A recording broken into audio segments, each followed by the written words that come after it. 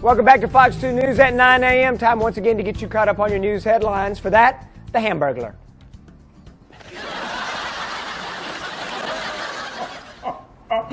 It's your birthday. I'll let it pass. No, I won't. I'll get you later.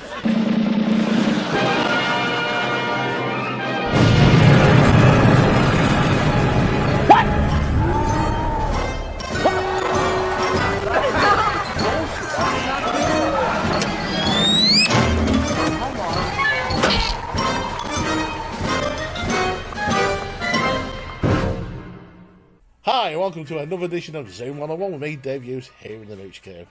These are things in the entertainment world that just drives you mad, just gets on your guts, just really gets you angry. No reason. This is the show where I get guests on to talk about things that just peeve them. And today's guest is local filmmaker and video shop owner, Nick Fox. Hi Nick, welcome to the show. Hello Dave, how's it going mate? All right? I'm going fine. You've been in the wars, you're not so well? Yeah, I started a business last week and got COVID this week, so yeah. Swings and roundabouts. So yeah, one of them. The dream last week. Yeah. Hell this week. Yeah, really sorry about that. That's all right. I don't mind. I've used the time productively. I've laid in bed and watched films all week. Fair enough. So yeah, I've seen a lot of good stuff, a lot of bad stuff too.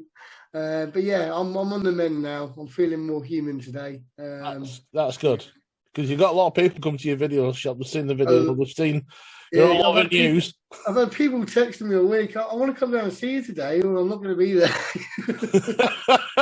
Well, when you come next week, but just stand back a bit. Well, don't worry, sir. We'll play on with the game. Let's see what your first choice is.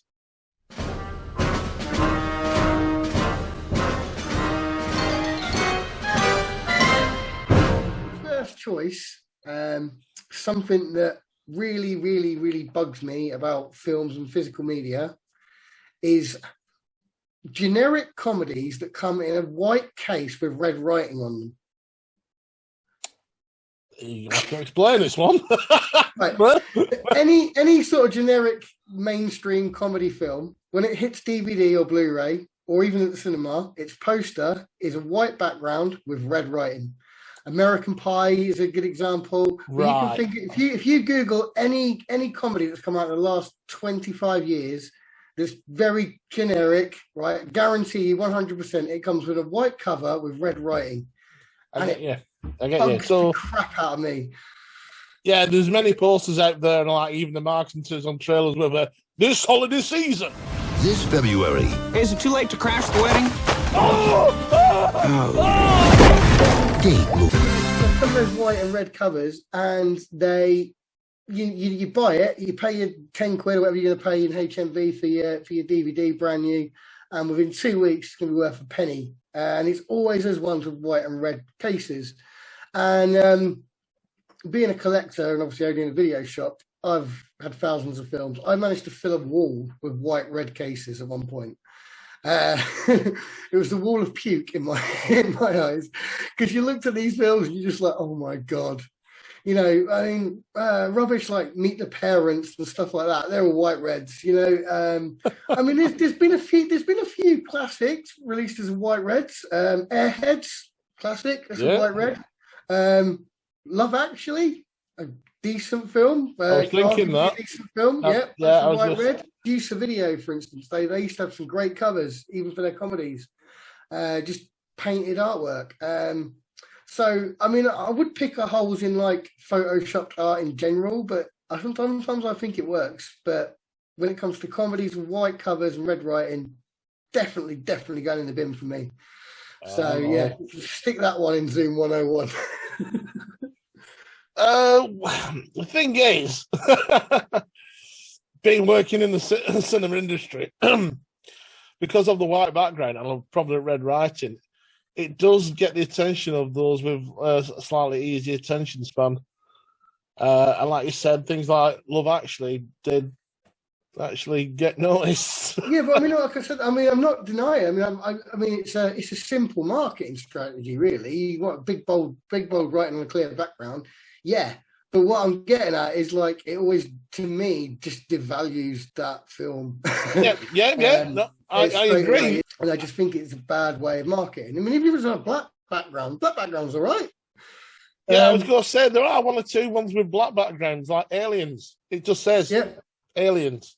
That's it. I'll tell you another good one. Going back to generic comedies, but they changed it up a little bit. Bridesmaids. It was pink, right? Yeah. Sort of saying, well, sounding genderistic. These ladies' films, they come in like pink covers or white cases. Pink or white cases is quite common. I think one of the Bridget Jones, another example of, well, that's that. Bridget Jones is a white red, but it also mixes up the colours. I think they've got purple and blue on there as well. Yeah, on the font, on the writing. Yeah, on the writing. But again, it's still that kind of, generic comedy, white red background that just bugs me. I get where you're coming from exactly, but I can't let it through because it works. It works. Women stop and look at it. Oh, look at that! Looks amazing. Oh, the film's amazing. I know the actual marketing does work, and not everybody can be Drew Struzan, whatever he's called, because he's brilliant.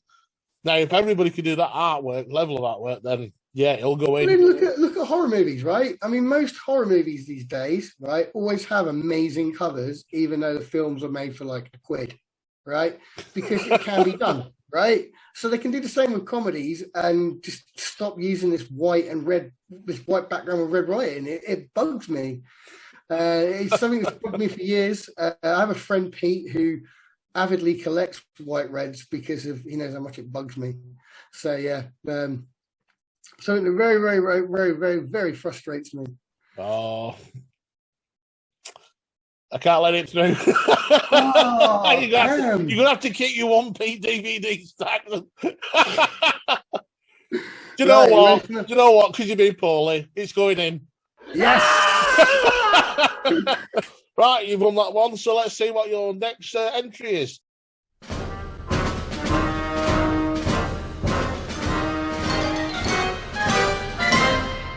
Right, this one is probably going to bug a lot of people. And is it red backgrounds with white side? No. This one is something that's definitely going to probably peeve a few people off. Probably get me lynched by fanboys. But Dave, you probably know what I'm going to say to this one.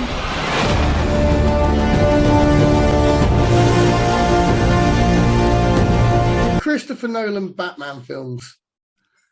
They need to be wiped off of this planet, and I have very good reasons why. Right? First off, right. I'm all ears. Right.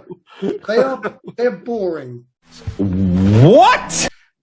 Batman Begins, I'll give it its dues. Batman Begins isn't too bad, but Dark Knight, to me, is the worst thing that's happened to cinema in the last 25 years.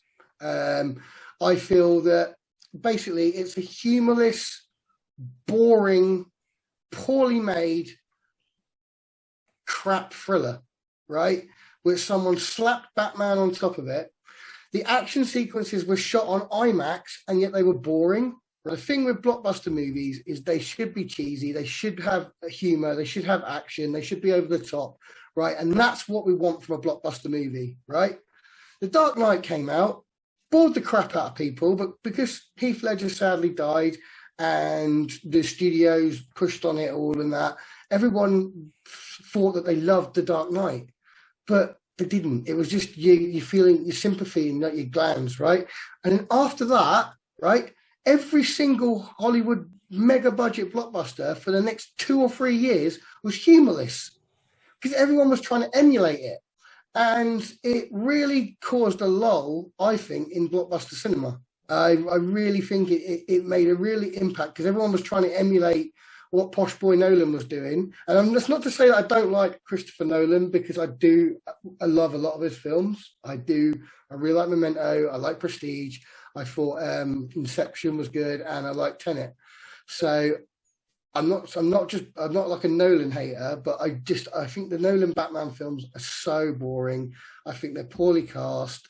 I don't think Christian Bale is a very good Batman at all. I'm someone who likes the Tim Burton stuff. I love Batman Forever. I think it's one of the greatest movies of all time.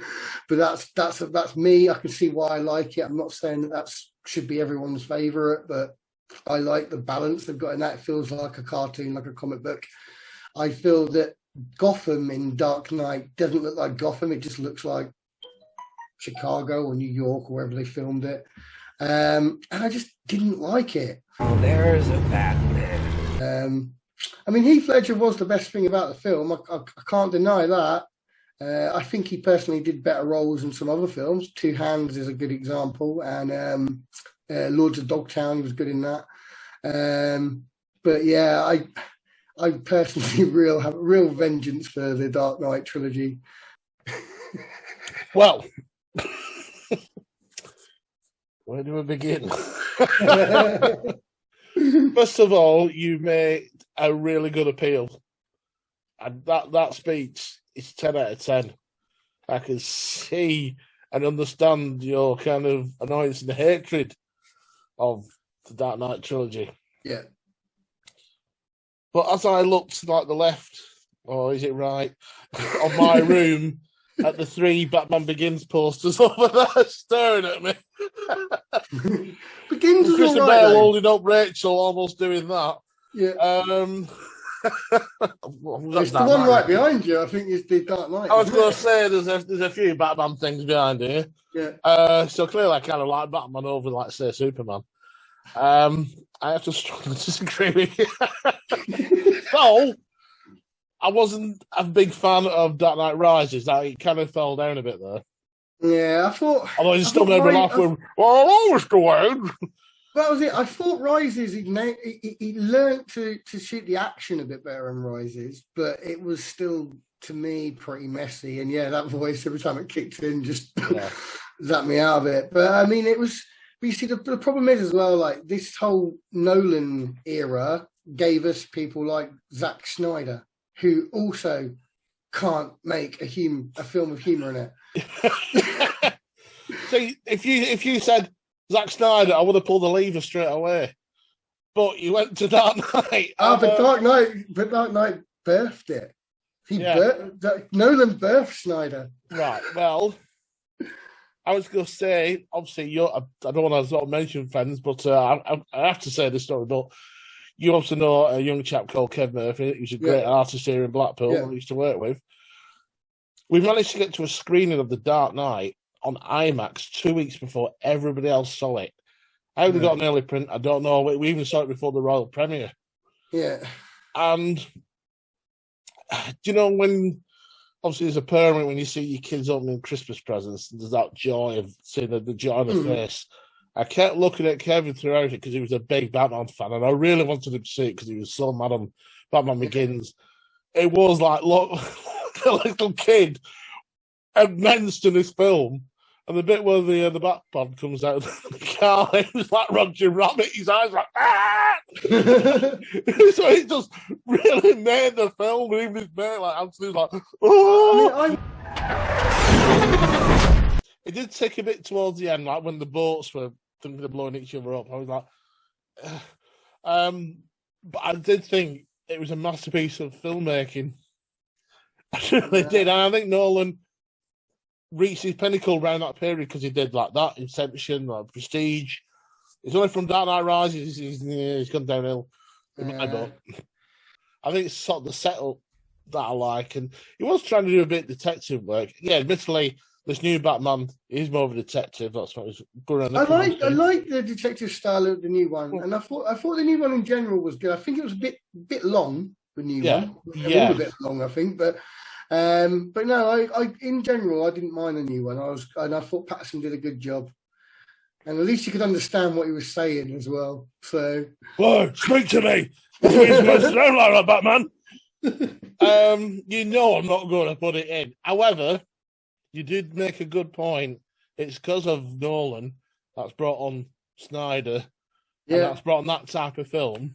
Yeah, I can't put that Night trilogy in, but I will put in films that have inspired that sort of slow, humorless, blockbuster type film. Will that suffice?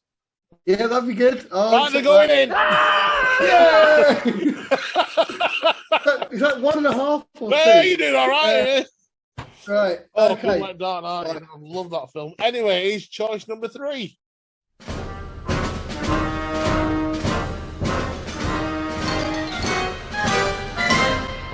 My third choice. Others might agree why I want this in there, especially you, Dave, because you've worked in the cinema industry like I have. Yeah. But my third choice is the Stanley Kubrick film Eyes Wide Shut. Right? I'm What a great soundtrack that film's got.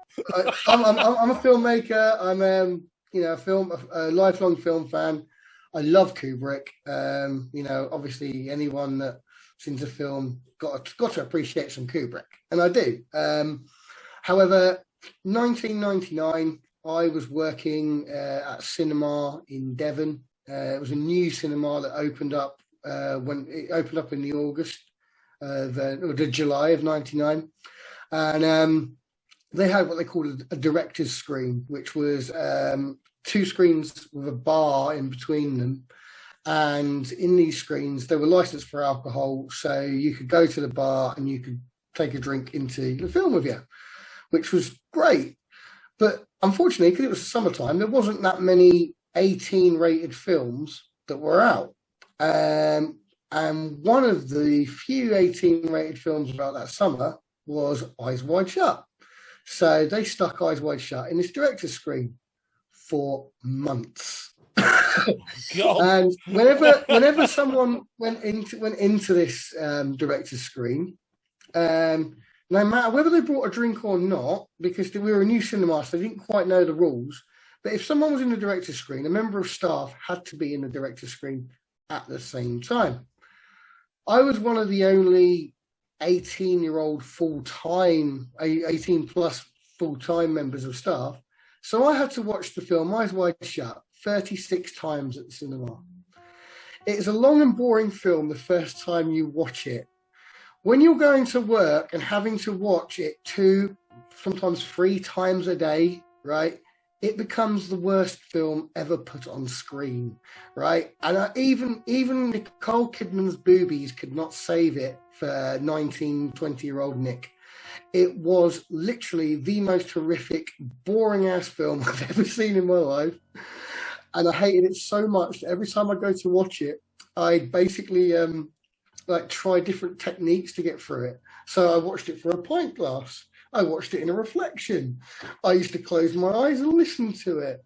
I used to read books. I used to sit on my side. I used to lay on my side. I used to see how long I could keep my legs off of the ground while I was sitting in the seat.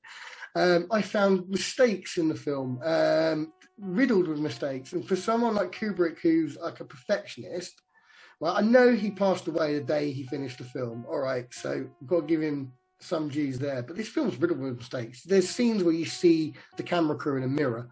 There's a scene where Tom Cruise is driving a Range Rover and it's a big bearded extra driving the car. There's lots of mistakes in it. It's just a boring film that is so ingrained into my head that it gives me nightmares. Whenever I come across a copy of it, I have to break it. There was some YouTube videos years ago where I've burnt them and smashed them and done all sorts of stuff to destroy copies of this wretched film. It's put me off of masquerade masks for life. I'm scared of them because of this film. I'm scared of orgies because of this film. It's just literally like, I hate it. It is, in my eyes, the worst film ever made by anyone ever. Like, give me 1,000 rooms, give me 1,000 Troll 2s, just never let me watch Eyes Wide Shut ever again.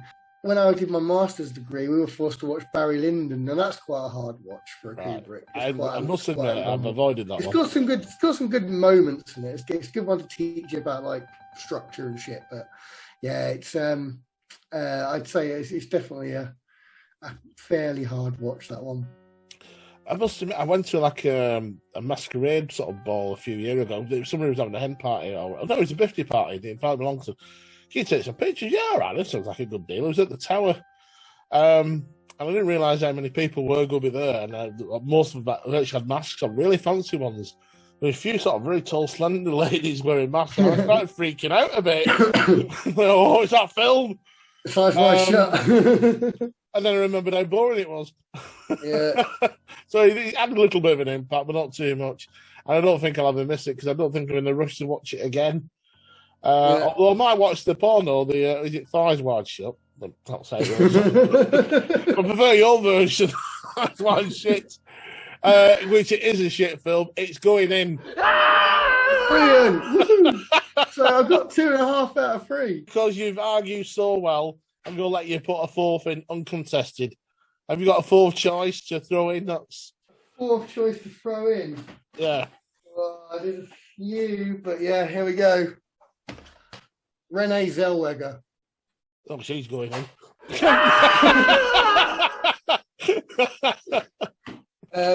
No. She always looks like she's crying. Yeah, I always thought she was cutting onions. Every No, time I looked at her, I want to start going, oh, yes, ah! Yeah, now she's changed her appearance. She's all right, but I mean, she's a beautiful lady. I don't want anyone to think I'm like shaming her or anything like that for her looks, because I can see why people find her attractive. But I personally just think whenever she acts, it's like she's just going to start crying her eyes out constantly. Yeah. Well, Nick, I think you've done really well. Thank you for joining me today. Thank you for watching. What is it? I was going to say Memory Bubble then. Wrong show. I'll start again. Thank you for joining me. Do a Memory Bubble next. Yeah, only give me a bubble next time. Thank you again for watching Zoom 101. We'll see you again. Look, take care, everybody. Till next time. Later, guys. Goodbye. Bye.